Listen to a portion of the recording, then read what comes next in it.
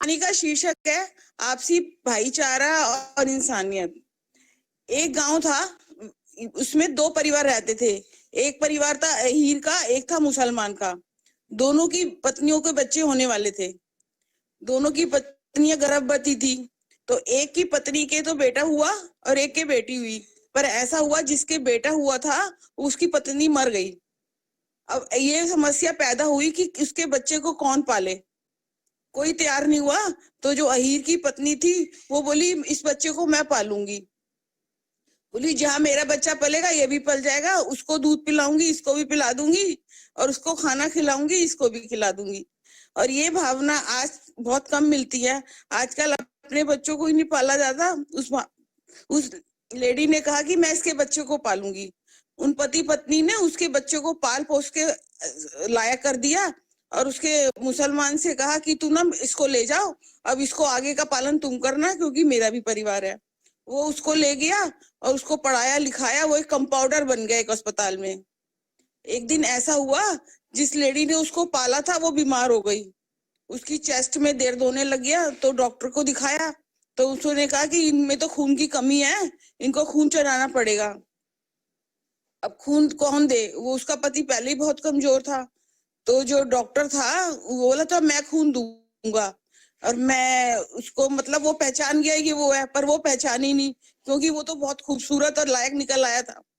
पर बोला कि मैं खून चढ़ाने के इनसे 200 रुपए लूंगा। बोले चलो ठीक है कोई बात नहीं। उसने उनको खून चढ़ा दिया। कंपाउंडर खून चढ़ा दिया, वो ठीक हो गई, अपने घर आ गई।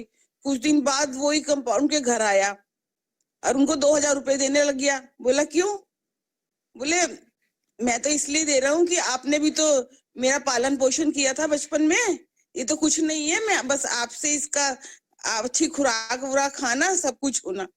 अब वो बोला कि ना देखो, उसका जो वो मुसलमान था वो अहीर थी और उसका खून अलग था, उसका खून अलग था। पर उसका अपना नहीं, उसके लड़के का खून उससे मैच हो गया। उसका मतलब इतना प्रेम था, प्रेम से उसने उस बच्चों को पाला था कि उन दोनों के खून का रंग भी एक हो गया। इससे हमें और इससे हमें एक शिक्षा मिलती है। हम कोई हिंदू नहीं है, कोई मुसलमान नहीं है, कोई सिख नहीं है। हम सब एक इंसान है और हमें एक इंसानियत होनी चाहिए। इंसानियत के नाते हमें एक दूसरे की सहायता करनी चाहिए और सबकी हेल्प करनी चाहिए, ताकि और बच्चों को भी ये भावना चाहिए क्योंकि बच्चे आगे जाके एक सभ्य नागरिक बनते हैं। हमें बच्चों को ये सिखाएंगे, जो बच्चे इन होते हैं वही बच्चे आगे जाके समाज में दुर्भावना और भेदभाव की नीति डालते हैं। इसलिए हमें बचपन से ही अपने बच्चों में एक अच्छी भावना डालनी चाहिए। हम सबसे पहले इंसान है, ना कोई हिंदू है ना मुसलमान है, सिख है। और आजकल के समय में जो हमें दिखाई दे रहा है समाज में, उसमें इस बात की बहुत जरूरत है। धन्यवाद। बहुत सुंदर।